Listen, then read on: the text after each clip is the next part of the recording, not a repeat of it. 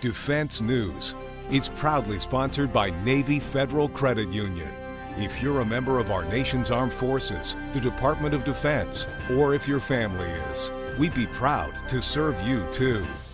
On this episode of Defense News Weekly, we take you to northern Michigan to see soldiers training for battle in the Arctic, plus who won the long-awaited JLTV contract. Also, we sit down with the chairman of the House Veterans Affairs Committee, see what's on his agenda for this year. And later, will China ultimately invade Taiwan? A top Pentagon official gives us his take. It's those stories and more in the latest in news and analysis from the Pentagon to the platoon, here on Defense News Weekly.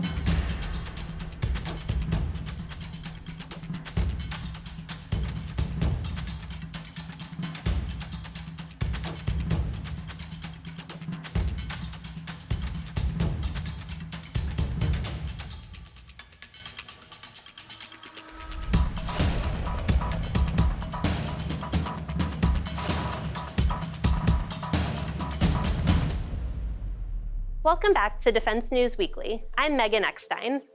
As the United States is looking at potential land wars with adversaries like China and Russia, the Pentagon is making Arctic warfare a priority. Members of the National Guard recently trained in the freezing northern Michigan outdoors. Military Times was there to bring you this report.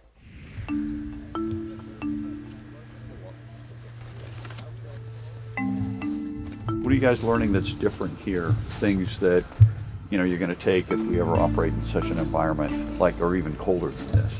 So you've mentioned that you want the Guard to get more training opportunities like this, and that this is sort of preparing, for the big show. Is this leading up to any more integrated with active duty exercises, something that might even happen even farther north than this? Yeah, absolutely. In fact, when you look at our National Training Center rotations, we work very closely with the active component, and frankly, our units have to be interchangeable on the battlefield. So we'll train here as guardsmen, but we deploy with the active duty, and we operate side by side with them. We have the same standards, same level of training. At the end of the day, the reason the Guard exists is to fight and win our nation's wars, and so we've got to be able to do that. And that's what we're doing today. We're out here building readiness.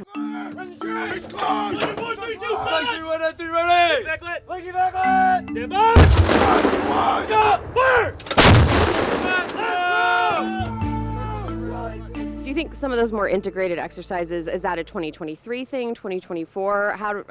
What does that look like? So we've actually been doing this for decades, working very closely with the active component at the National Training Center, Combat Training Center in Louisiana as well. But when you look at our deployments over the last 2 decades, and even now, our folks are down there side by side in combat zones, working with their active duty counterparts. Because at the end of the day, they all say U.S. Army, and when we're mobilized, we all do the same thing and we work together. So yeah, there's a lot of good training here. We integrate with the air. Right. So it really helps our fighters. We get multiple. And the understanding is that these exercises build toward what may be a confrontation with Russia, China, as the Arctic becomes a little more navigable.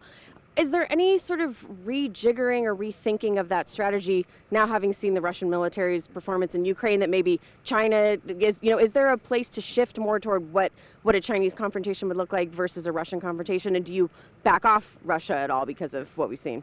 So I would say, Megan, we're trained for whatever environment we may be in, and we can never predict the future. But at the end of the day, we've got to be able to defend our country. And whatever environment that is, we've got to be prepared for that. We always say we train how we fight, and we find out if we train in the most difficult environments there are, anything short of that we're going to be fine in.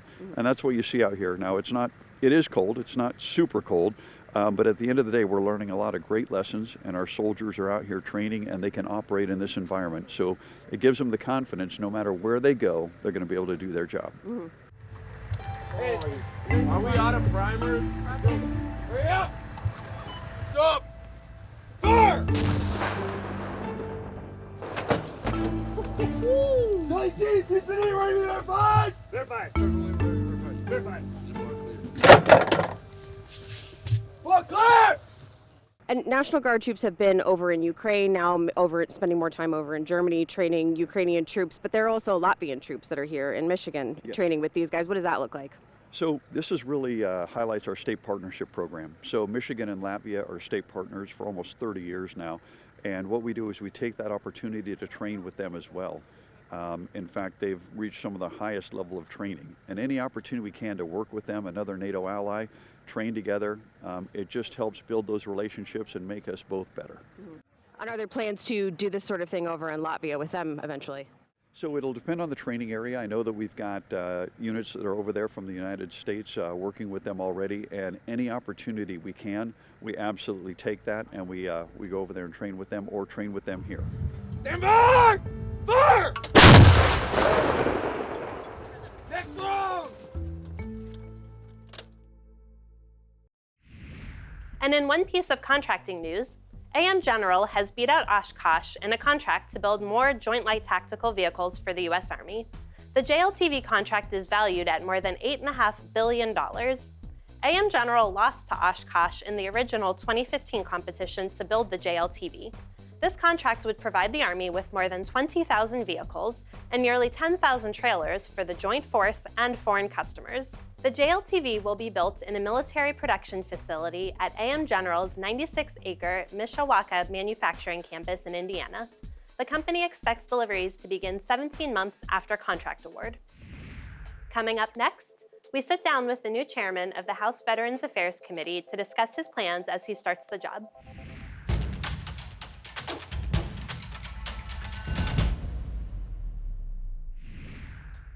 Welcome back to Defense News Weekly. I'm Megan Eckstein.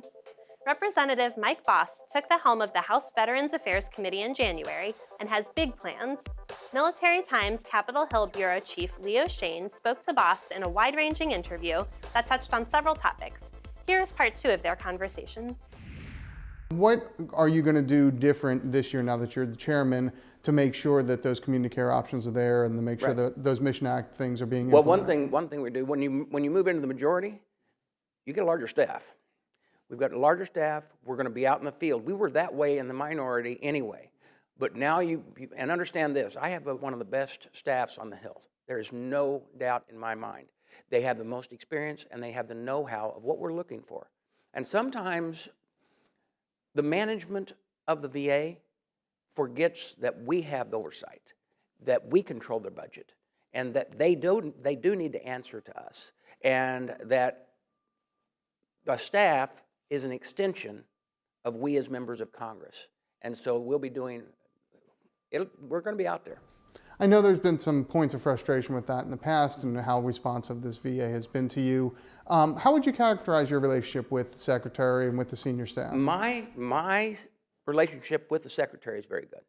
Now you've got to understand that his farmer boss and I served together in the Illinois General Assembly. President Obama and I served together in the Illinois General Assembly. The Secretary was his chief of staff. And so that doesn't mean we always agree. Matter of fact, there's a whole list of things we don't agree. But I can say that this Secretary is, if something's going to happen that I probably won't agree with, he will call me even in advance and say, here's what we're doing. And then he also calls me with those things that I will agree with. And that makes for a very good working relationship. Because one of the big concerns with this Congress has been some of the rocky transition here, some of the predicted turmoil that's going to be between Republicans and Democrats. Veterans Affairs in the past has been an area of agreement, has been an area of bipartisan cooperation. So do you think you can continue some of that even with some of these contentious issues that are going to come up? The issues that we deal with in the VA committee and in the VA as a whole aren't about Republicans and Democrats, aren't about independents. It's about the veterans and what they need and what they deserve, what they've earned, and making sure that the delivery of those, whether it's health care or whether it's the GI Bill or the list goes on and on, that they and their family receive the services that they're. Okay. One issue you already mentioned, and one of the first things you guys have already jumped on, is that electronic health records issue. You've introduced legislation just saying it's got to be fixed and you've got to have assurances before it goes anywhere else. Where are you on that program right now? Because there has been a lot of money invested. If VA decides they're going to cut ties, that's a lot of lost taxpayer money. It's a lot of lost revenue. And here's the thing. Here's what your listeners need to understand. Congress never voted for that. That was a decision made by the previous administration and carried on by this administration. And the failure started as soon as they started working with Cerner. Now, we have been in the field. I've been to every location where the program is trying to be rolled out. The administration has been, originally, some of the administrations of the VAs where it first rolled out, they tried to put, let's say, lipstick on a pig, okay? But finally, after enough of them coming to the realization, not only the employees, but also the administration admitted there's problems. There's big problems. We don't want to waste taxpayers' money, but we also don't want to go down a path where we waste more taxpayers' money. So the two bills that I've passed, one puts guidelines in place and things that matrices they need to reach. The other one shuts it down. Shuts it down, and we go back to the legacy system that we've used for years. Because the idea intent is not wrong that from the day you raise your hand on whatever military branch you're in, your records, health records, military records all make a smooth transition right into when you go into the VA. Now, some of this is caused by the fact that the DOD decided to use Cerner. And military, providing health care for our people in the military, they're not injured most times. They're not old. They're in the best health they've ever been in their life, which means the health care is different that you have to provide.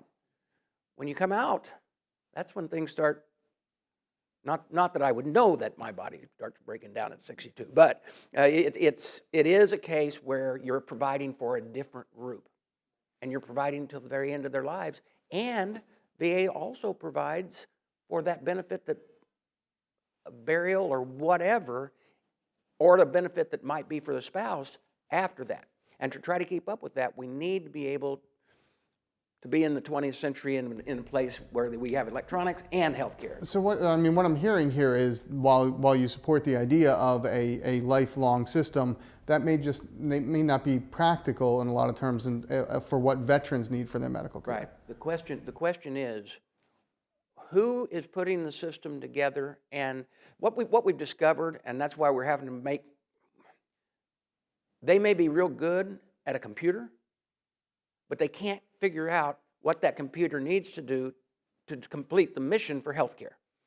And that's a problem. Okay. Let me ask you about another controversial issue that you're going to come up on. That's the issue of abortion. VA started providing some abortion services last fall. I know that's something that you spoke very passionately about in some hearings. What is the plan to deal with that issue and to oversee that in coming months? I sent a letter already to the Secretary asking for specific information. Let me tell you very clearly, in 1992, a law was passed that said VA would not provide abortion. Now, the Secretary and his attorneys are using a 2006 law that kind of is a broad sweeping law and really doesn't have anything to do with abortion. That has to be decided in the courts, okay? But we still have oversight. And if you're going to start doing a procedure or procedures that can be controversial at best, but very much one that the VA itself has not been doing, we, as our oversight positions, and that's what I sent the letter, I want to know, not names, that's none of my business, none of our business as committees, but what procedures are you performing? How many are you performing? Is it the morning after pill? Is it late-term abortions? What was the decision to go do that abortion? Because whenever asked those specific questions, they said that that it would be like the Hyde Amendment. Well, no, it isn't, because their description was for the life and the health of the patient, okay? But what Hyde said is that it was for health, for life, not health. And then I had to ask, health, does that include mental health? And they said yes. So it's a very broad... It's a very broad opportunity to provide abortions. And I don't think that's the intent. And if they go down that path, then it should be the legislature that gives them the authority to do it. But the legislature was very clear in 1992. They don't have that authority. So we'll see how it plays out. But it still gives us oversight. We've got to.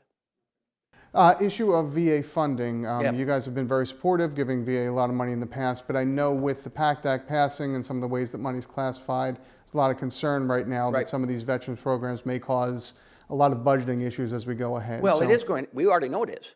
By meeting and understand, and I'm going to get the wording wrong, but we used to have PAYGO, but that's not what we've got now. We actually have to find out what is a service that's out there or something that we're doing, and we actually have to figure out, okay, that's not where we want to spend our money, to spend money over here. So that's going to be a lot more difficult. And that's what's came up with this, that the PACT Act, I supported, and I, matter of fact, pushed to make sure they had enough money to get it done and done right. We talked about that earlier. But now there's many things that members still say, hey, I think we should do this program or that program. Well, then we're going to have to find out where those monies are. Of course, we also have to look very, very closely. We handed the VA a pile of money in the first COVID bill. Then when the non-bipartisan COVID bill came up, Biden's first bill, we handed them an extra $17 billion when they still had 10, if I remember, left over from the first. We need to know and be very diligent of where that money was being spent, or do we need to then redirect that funds to something else to help out over here? And we can do both. We can provide the services to our veterans and still be wise with the dollars that we're spending. Well, and we've seen the VA budget has increased exponentially Yeah. over the last 20 years. Do you think you're going to be working even more closely then with the appropriators on these kind of issues? Because There is no doubt. We're already talking about it. Because when we're moving forward with the agenda to try to balance the budget, you've got to be wise. You've got to be able to identify.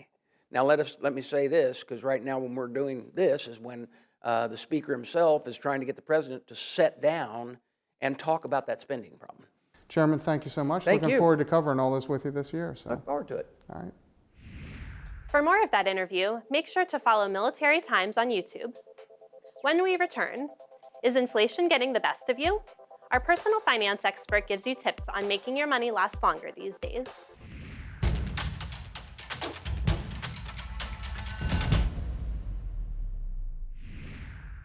Welcome back. On this edition of Money Minute, Navy Federal Credit Union personal finance expert Jeanette Mack shows you how to manage your money during times of high inflation. For many of us, inflation really hits home. From groceries to gas, the things we buy every day are costing us more. The Federal Reserve's answer to inflation is raising interest rates. The thinking is by raising the cost of borrowing money, the demands for goods and services will decrease. Once that happens, the cost of those goods and services should come down too. In the meantime, the best you can do is manage your spending. Now's the time to put together a formal monthly budget. If you've already got one, it might be time to change some things. Every time you leave the house, it costs you money, so know where your money is going. It's easy to see your daily spending online or on your bank or credit union's mobile app. Use it as your budget guide. Look for patterns. See where you overspend or can cut costs. Most of us have things we can cut out. Even saving that small amount monthly can pay dividends later on. Take advantage of any military, student, or employer discounts. Shop sales, and when possible, put the difference in a savings account meant for emergencies. If you're struggling with inflation, your bank or credit union may have solutions. Reach out if you need help or to just learn more personal finance skills. They'll give you the power to survive inflation. Thanks, Jeanette. We'll see you next time. To get more coverage of military and defense topics, point your destroyer at Army, Navy, Air Force, and MarineCorpsTimes.com and DefenseNews.com. And to be the smartest paratrooper when it comes to news, sign up for our early bird brief for stories delivered to your inbox each weekday. It's also in audio. Check out the podcast version out now. And if social media is where you get your headlines, follow us on YouTube, Facebook, Instagram, and Twitter. When we come back, we hear from the Undersecretary of Defense for Policy, Colin Kahl.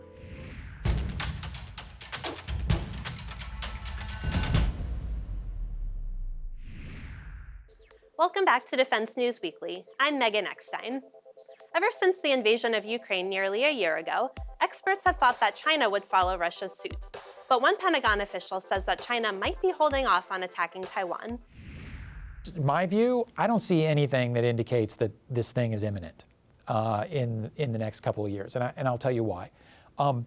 The PRC has been going through a breathtaking military modernization. And like I said, a lot of that modernization is oriented against countering the United States, especially our ability to project power into the first island chain in defense of our allies and partners. Obviously, they are trying to build the capability to coerce Taiwan. You saw elements of that in reaction to the Speaker Pelosi visit last year. They are investing in capabilities that might at some point enable an amphibious invasion of Taiwan. But all of that said, I see nothing that indicates that Xi Jinping believes his military is ready to do this. Nothing. I think that they understand well that the United States continues to have pretty significant overmatch in a lot of critical domains, and that Xi Jinping would, all else being equal, like to resolve the Taiwan issue without having to resort to force, because he has to, especially after having seen, the Russian experience in Ukraine. I mean, on paper, the Russians looked like the second best military in the world when they invaded Ukraine. They didn't look like that the day after they invaded Ukraine. They certainly don't look like that now. And, the PRC has not fought a war since the 1970s. And the last time they fought, it didn't go so well. And nobody has fought the type of war that people are kind of wargaming around think tanks in Washington. So, it's kind of like saying you got the two teams in the preseason that look like they should be in the Super Bowl, except one team has never played a single game, and the other team has been playing season after season after season for decades. So I don't think the PRC leadership, assesses that this is possible, and I'm not sure that they've made any decision about whether it's even desirable.